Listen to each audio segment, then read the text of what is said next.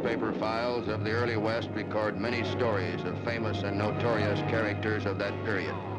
Wanted in Nevada for jumping bail on murder charges, L.H. Musgrove, a smooth-talking gunfighter from Mississippi, finally drifted into Denver, Colorado, where in 1868 he organized and headed the boldest gang of raiding horse thieves the Old West has ever known.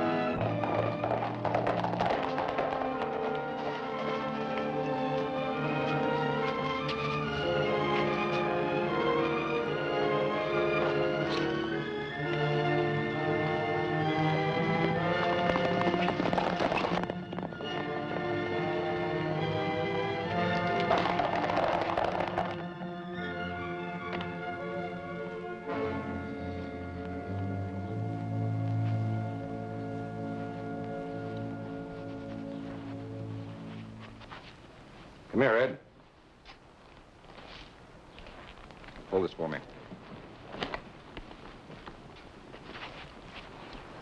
Well, how do I look? You look like ready money, Musgrove. That's almost as good as having it.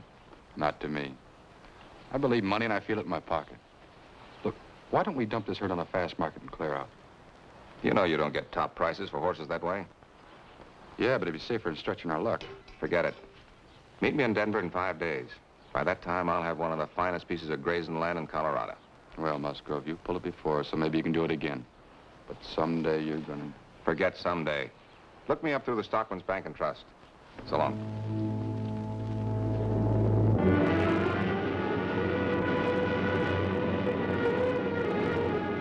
A horse herd belonging to the Kling Ranch had been stolen from the corrals of the Southwest Railroad near Julesburg in the early part of September 1868.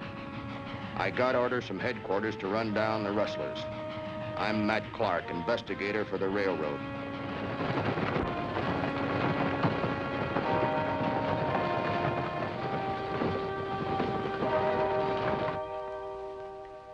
You've come to the right place, Mr. Musgrove. It so happens we foreclosed on a ranch you might just be looking for. The old Allen spread, about 10 miles from here on the road to Golden. How many acres?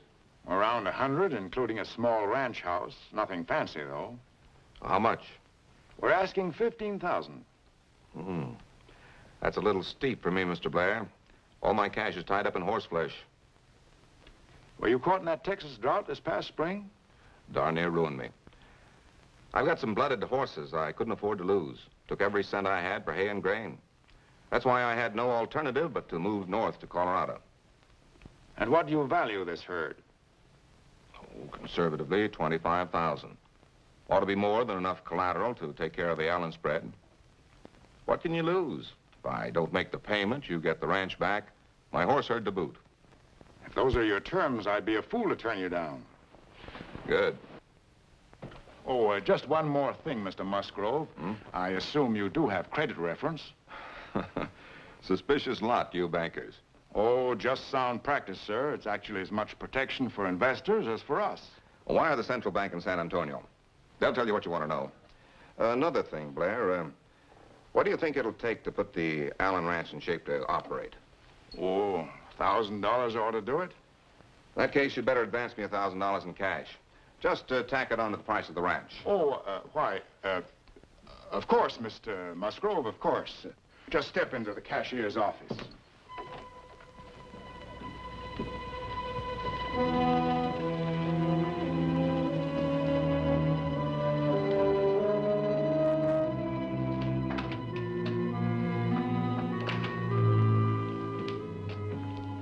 I'll be with you as soon as I send this. Would that be the message from Mr. Blair to the Central Bank in San Antonio? If it is, it wouldn't be any business of yours. Answer my question. Yeah. I'll give you $500 not to send that message. Mr. Blair expects an answer. If he doesn't get an answer, I'll lose my job. I'll write the answer. If you keep your mouth shut, you'll never know the difference. But I can't. If you don't, I'll kill you. Now take that pad. Write what I've got to say. We have a regular form for incoming messages. It's in that drawer. All right, get it.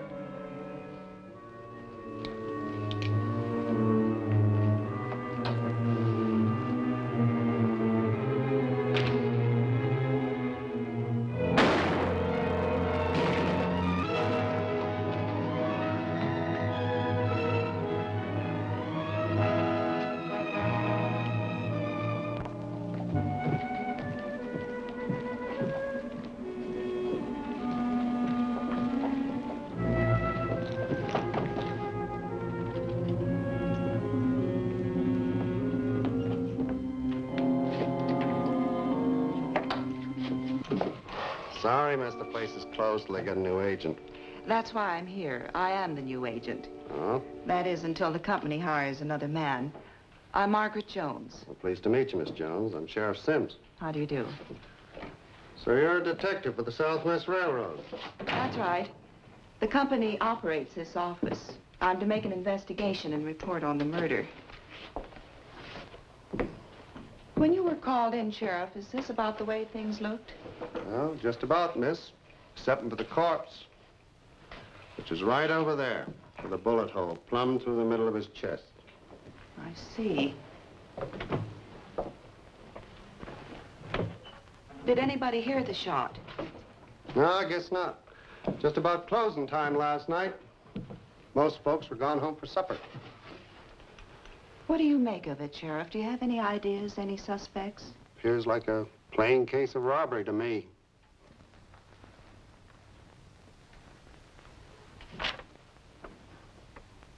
Was this telegram here when you found him? Yeah. Yeah, it was the last message to come through. Joe must have been killed just as he finished writing it. It's from the Central Bank at San Antonio about a man named Musgrove. Does that name mean anything to you? No, don't know any Musgrove around here. It's addressed to a Mr. Blair at the Stockman's Bank and Trust. Oh, Blair. He's president of the bank. It's probably more important to him than it is to us. I better deliver it. Oh, there's no copy. Huh? A duplicate, it's always routine. I guess he never had a chance to make one. I'll do it.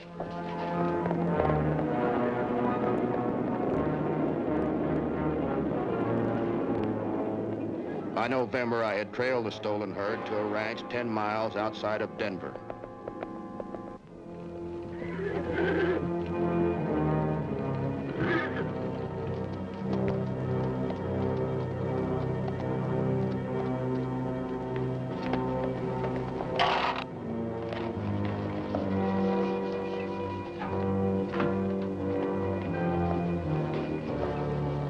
Morning, Ed.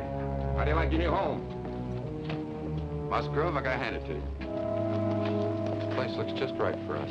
Yeah, the easiest deal I ever made. Of course, I have to ride into town, sign some papers, soften up the banker a little more. Somehow I didn't think you'd do it this time. No trouble at all, huh? No, nothing to worry about. Of course, the telegraph operator wasn't very smart. You had to kill him? Now, don't get yourself upset, Ed. It looked like a simple case of robbery. Come on in and have some coffee and grub. I'll tell you all about it.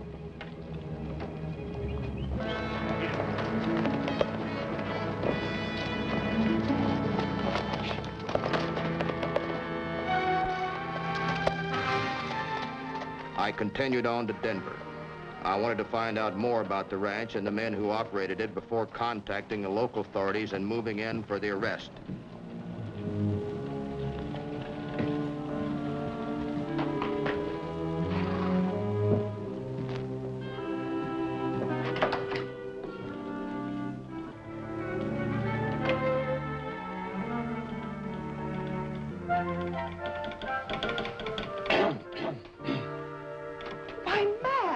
Jonesy. What are you doing here? I thought you were in Nebraska on a case. I thought you were in Cheyenne. Well, I was.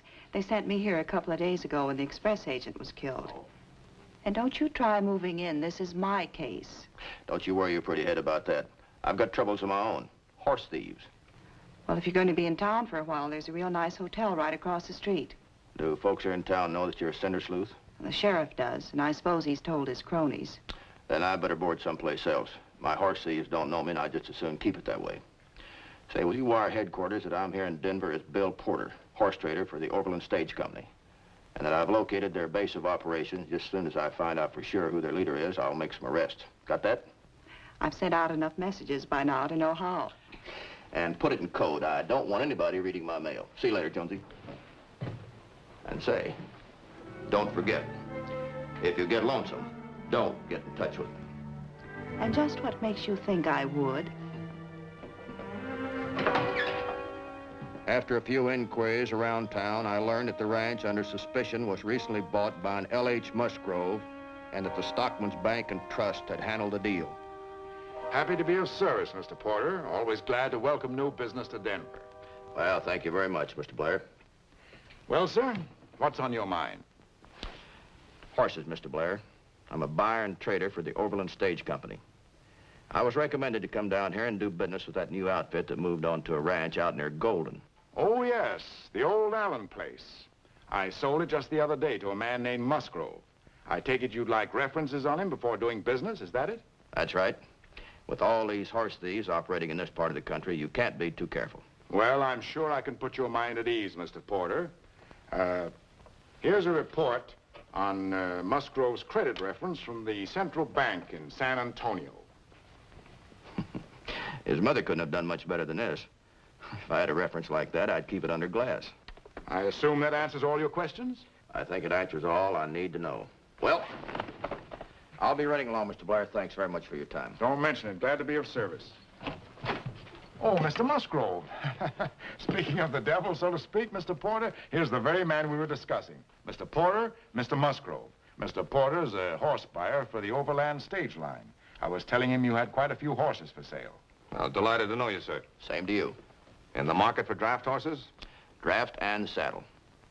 Well, I have some fine working stock you might be interested in. Also, some high-stepping pacers from Tennessee. Sounds very interesting. I like to see them. Tell you what I'll do. I've got a little business to finish here. After I'm through, I'll take you out. You going to be free? Anytime you say. Fine. Meet you out in front in 15 minutes. Good.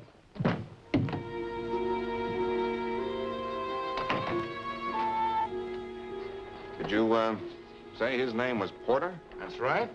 He was quite anxious to make sure you weren't a horse thief before he did any business with you. Well, can't blame a man for being careful. All I had to do was show him that credit reference from the Central Bank in San Antonio. I answered all his questions. Now, here's the property deed. Look it over carefully before you sign.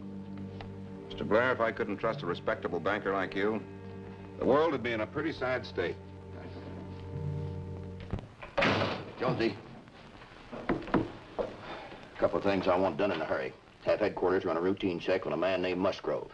Then wire the Central Bank in San Antonio asking for the same information. The initials of Musgrove are LH. Musgrove, that name's so familiar. Worry about it on your own time, sweetheart. Right now, get the wires out. Where'll you be when the answer comes in? I'll stop here when I get back in town. See you later. All right.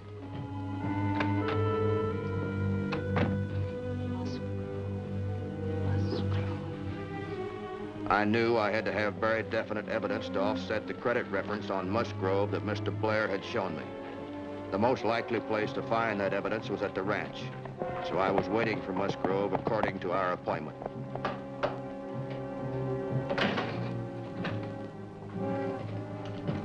You sent for me, Miss Jones? I think I have a clue to the murder, Mr. Sims. Oh? Remember that telegram we found, the last one that came in before Joe was killed? The one from Mr. Blair at the bank? That's right. About a Mr. Musgrove, a credit reference from the Central Bank in San Antonio. Look, here's an answer to another inquiry about the same man to the same bank. Only this time they say they've never heard of him. Let's have that again, Miss Jones. Slowly. Another detective, a friend of mine, is here in town investigating a band of horse thieves. He suspects a man named Musgrove. Don't you see it's all beginning to tie together? Well, go on, go on. Suppose Musgrove did write that telegram himself, the one we delivered to Blair.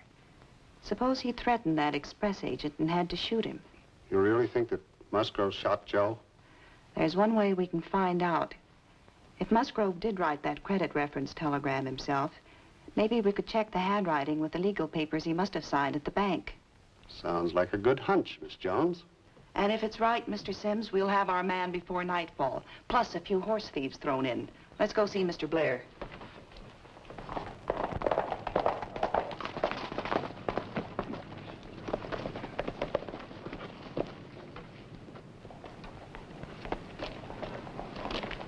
I'll get my men to round up some of the stock. Meanwhile, there's a couple of those Tennessee pacers in the barn I was telling you about. All right, look them over. Do that.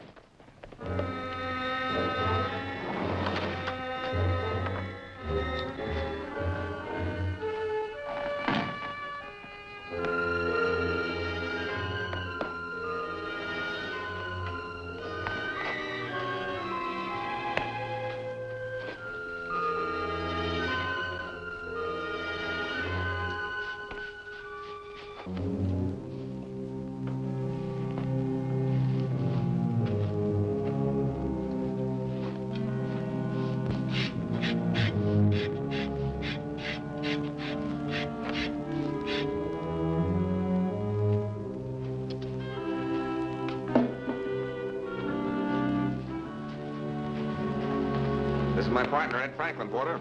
Howdy. How do you like him? Well, looks like a pretty good horse. How much you want for him? I don't like practical jokes involving guns, mister. Take his gun, Ed. I think you two have got some explaining to do. You'll get it.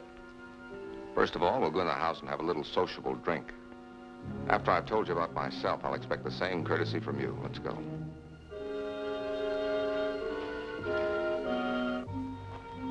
Come on in, pull up a chair.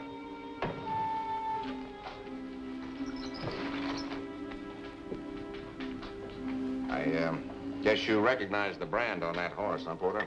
That's right. Cling Ranch. Now that you've discovered it, I don't imagine you'll be interested in buying any of my stock. Naturally, I don't want to buy any stolen horses. Naturally. I suppose you want my assurance that this need go no further. It'll take more than your assurance, Porter. It'll take your life. Better take a drink. You'll need it. No, thanks. I sort of like to choose the company I drink with. Look, I've got a big operation going here. I can't afford to have anything go wrong. A man that's interested in buying horses doesn't go to a banker for information. I know most of the horse traders in this part of the country. I don't know any one of them with the name of Porter. All right. Suppose I did blunder into something that was none of my business. Is there any reason for you to kill a man? I've killed men for a lot less reason. Porter, I know you're a detective. You understand why this has to be done, don't you, Ed? Stop talking about it. Shoot him and get it done with. No, that wouldn't be very smart, Ed. Banker knows that this man came down here with me. No time at all. We'd have the law snooping around, asking too many questions. Then what's the use of going through with this? Let's leave the whole thing and get out. No, stop your whining. Listen, get the picture clear. This man talked to us about horses. We had a few drinks. He drank too much. On the ride back to town, his horse threw him. Fell on his head. Broke his neck. He reeks of whiskey. Sit down. It was an accident. Get the picture now? Yeah. Something tells me it won't work. If it doesn't, your plans for owning the biggest ranch in the country will blow up in your face. It'll work. Get the horses.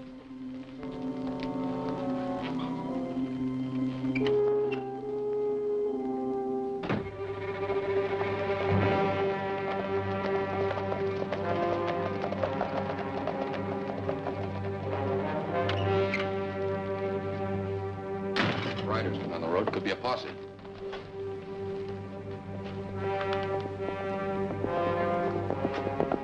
Watch him. I'll see what they want.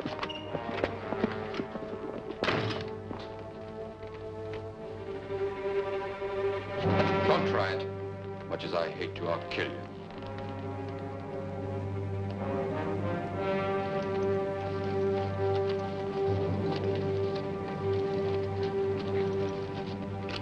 Mr. Musgrove, That's right.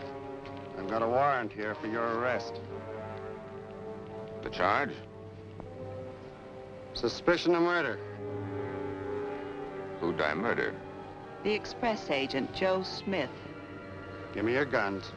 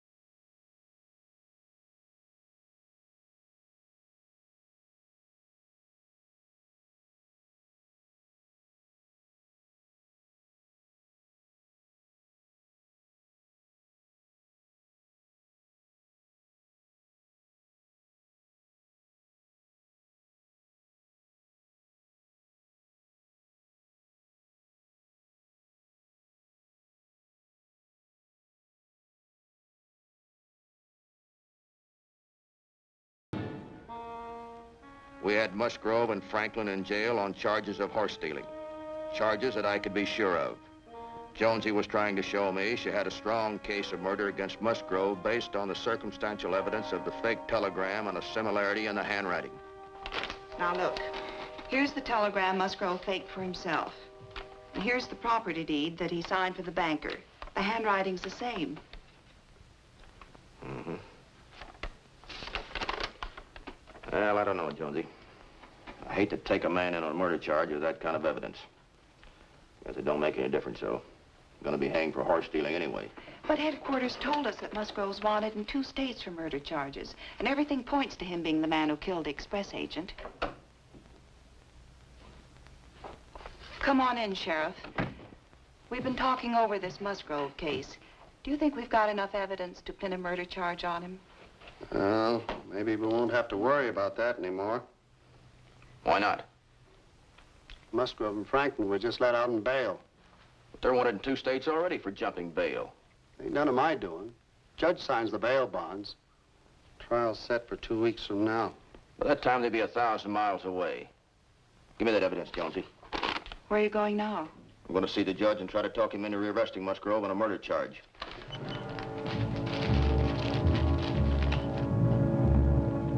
The way it turned out, we never did see the judge that afternoon.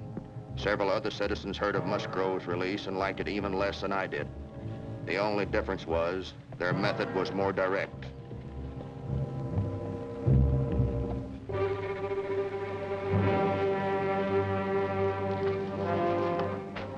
Going somewhere, boys?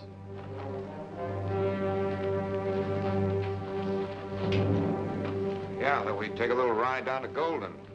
Take care of some unfinished business. I wouldn't worry about that, Musgrove. You aren't going to have any business, finished or unfinished. Hey, Musgrove!